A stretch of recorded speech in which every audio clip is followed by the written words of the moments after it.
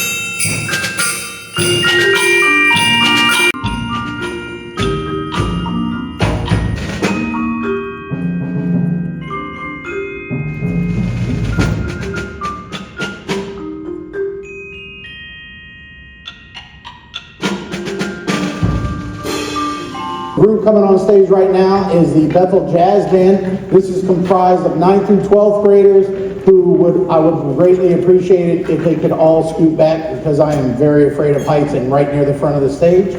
Thank you. I set up the chairs, it's my fault. This is 9th through 12th graders. These guys have worked extremely hard. I really am very appreciative of these guys. We have prepared 2 pieces for tonight.